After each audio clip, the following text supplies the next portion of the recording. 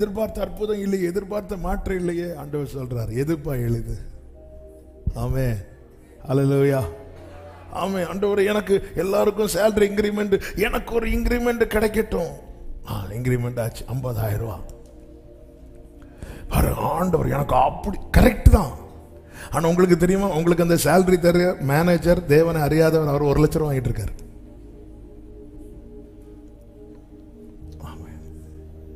அவர்கிட்ட போய் இந்த சாட்சி சொல்ல முடியுமா?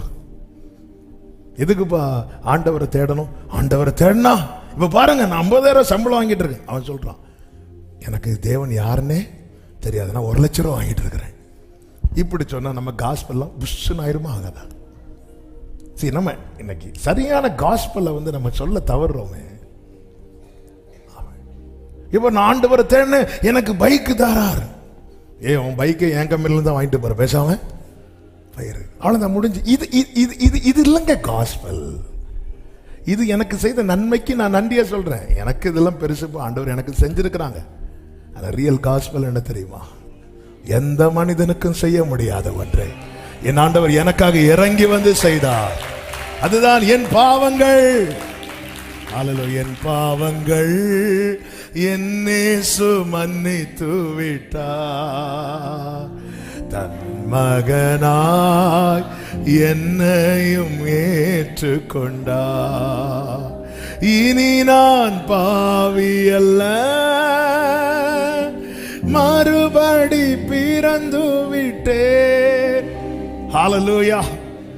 சரியானதை செய்கிறார். அப்படியே பாவம் மன்னிக்கப்பட்டதுன்னு சொல்லிட்டு விடல. முதல்ல பாவம் மன்னிக்கப்பட்டது என்கிறார்.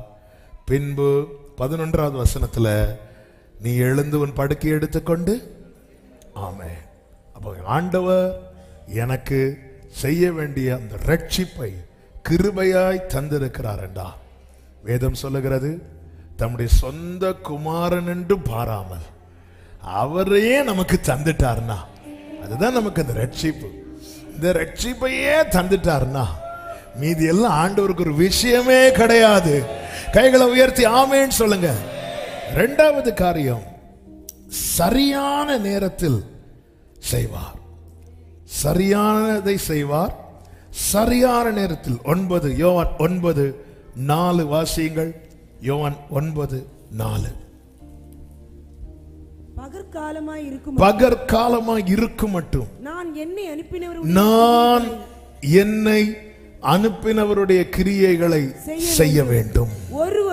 ஒருவனும் கிரியை செய்யக்கூடாத ராக்காலம் வருகிறது. ஆமென். அங்க ஒரு குருடன் இருக்கிறான், அவனுக்கு ஒரு அதிசயம் செய்யணும். இயேசு கரெக்டா வரார். கிரியை செய்யும் காலம், பரலோகம் நிர்ணயித்த காலம், சரியான நேரத்தில். பிரியமானவர்களை, நாம ஆண்டவரை அவசரப்படுத்துகிறோம். ஆண்டவர் மறந்துட்டார்னு நினைக்கிறது போல. இல்ல, ஆண்டவருக்கு ரிமைண்டர் எல்லாம் தேவை கிடையாது. எங்களுக்கு தேவை, நிறையவே தேவை. மீட்டிங் எல்லாம் கூடும்போது நாங்கள் நோட் பண்ணிட்டோம், 1 வாரத்துக்கு முன்னாடி எங்களுக்கு 1 வாட்டி கூட ரிமைண்ட் பண்ணிருங்கன்னு சொல்லிட்டு அவங்கள்ட்ட அட்வான்ஸா 4 வாட்டி சொல்லி வைப்போம். ஆண்டவருக்கு அப்படி கிடையாது. எருசலேமுக்கு சமீபமாய் வந்த போது 2 சீஷர்களை சொல்றார், போ பக்கத்து ஊருக்கு போ, அங்க ஒரு கழுதையும் அதன் குட்டியும் கட்டப்பட்டிருக்கும், அதை அவிழ்த்து கொண்டு வாருங்க. யாராவது கேட்டா சொல்லுங்க, இது ஆண்டவருக்கு வேண்டும் என்று. தூதன் வந்து ரிமைண்ட் பண்ணாராம்? இல்ல. யாராவது சொன்னாங்களா? இல்ல. இந்த சம்பவம் நடப்பதற்கு 600 ஆண்டுகளுக்கு முன்பதாக கர்த்தர் சகரியா தீர்க்கதரிசியை கொண்டு எழுதி வைத்திருந்தார். எழுதி வைத்தது அப்படியே தானே இருக்குன்னு நம்ம கேட்கலாம்.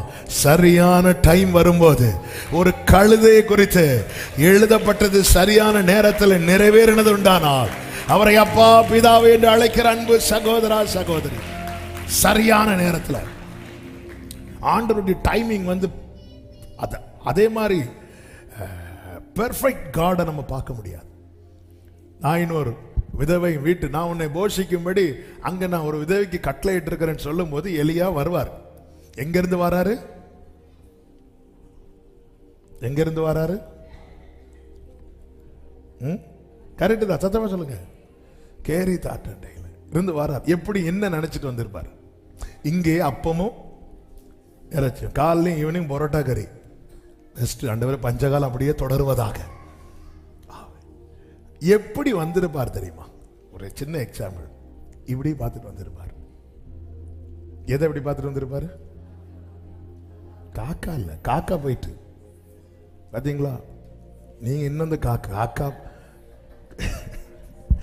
ஏன்னா ஆண்டவர் வந்து ஒரு விதவைக்கு எலியாவை போஷிக்கும்படி கட்டளையிட்டு இருக்கிறாருன்னா அந்த விதவை எப்படிப்பட்டவங்களா இருக்கணும்?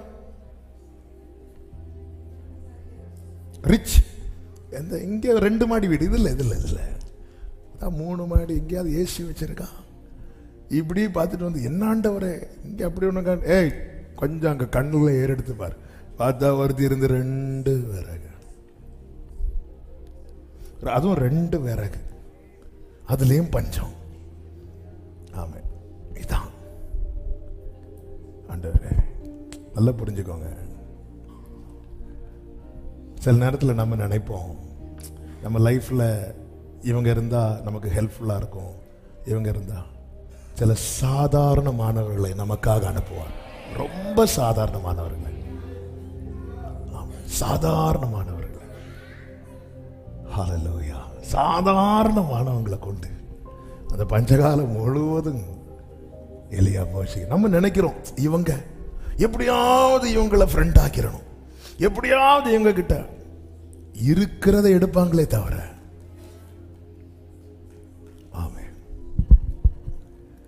சாதாரணமான ஒரு அம்மாவும் ஒரு பையனும் அடுத்த வேலைக்கு ஒன்றும் இல்லை.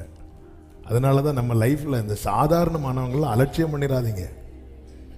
சிலர் இந்த பெரியவங்க கையை பிடிக்கிறதுக்கு சின்னவங்க கையை விட்டுருவாங்க. ரொம்ப ஆபத்து. யார்கிட்ட கர்த்தர் நமக்கான புதையலை வச்சிருக்காருன்னு தெரியாது. அதனால அவங்க இருக்கிற நிலைமையை வச்சு எடை போட்டு உங்கள் புதையலை சிலர் இப்பதான் யோசிக்கிறாங்க, ஓஹோ இழந்துட்டோம். சாதாரண ஒரு அடிமையா எகிப்துல கொண்டு போய் எகிப்தையே வாழ வைக்கிறார். ராஜாவா எகிப்து கொண்டு போற, அடிமையா கொண்டு போய். சில நேரத்தில் நம்ம நினைக்கிறோம் ஆண்டவர் இங்க கொண்டு போறார், அப்ப அங்க எப்படி இருக்கும், அப்படி இருக்கும் இப்படி இருக்கும். பார்த்தா அங்க ஒருத்தி 2 விறகு.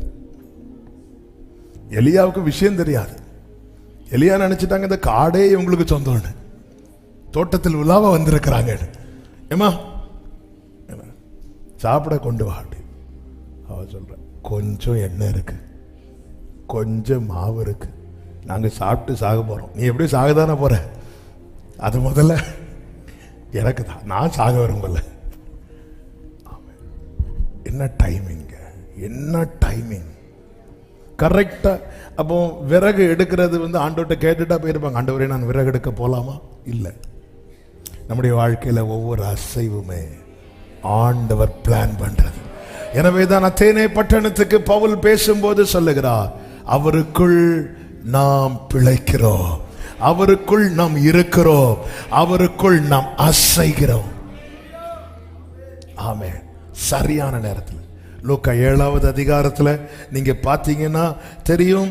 அந்த நாயினோர் விதவை 7வது அதிகாரம் 11 முதல் பாருங்கள். மறுநாளிலே அவர், நான் வாசிக்கிறேன், நாயினோர் ஊருக்கு போனார், அவருடைய சீஷர்களும் போறாங்க. 12வது வசனத்தை பாருங்க. அந்த ஊரின் வாசலுக்கு சமீபித்த போது மரித்து போன ஒருவனை அடக்கம் பண்ணும்படி கொண்டு வராங்க. நல்ல கவனிங்க, இங்க பாருங்க. நாயினூர் அந்த ஊருக்குன்னு ஒரு வாசல் இருக்கு. ஆண்டவர் வெளியே இருந்து உள்ள என்றார். இவர் வெளியே இருந்து சமீபத்து வாசலுக்கு நெருங்கும் போது ஊருக்குள்ள இருந்து ஒரு டீம் வாசலை நெருங்கி வராங்க. ஆப்போசிட்ல எப்படி வராங்க அப்படின்னா, மரித்த ஒருவனுடைய சரீரத்தை தூக்கிட்டு வராங்க. இயேசு வர்றதுக்கு ஒரு 10 நிமிஷம் தாமதித்து இருந்தா இவங்க இந்த ஊரை கடந்து போய் அவன் அடக்கம் பண்ணியிருப்பாங்க. இந்த வாசலை தாண்டி ஒரு கால் எடுத்து வச்சு அடுத்த கால் எடுத்து வச்சாங்கன்னா அந்த ஸ்திரீக்கு முழு கோப்புமே புதைக்கப்பட்டிருக்கும். பிள்ளைய தூக்கிட்டு வராங்க, அழுதுட்டே வரா.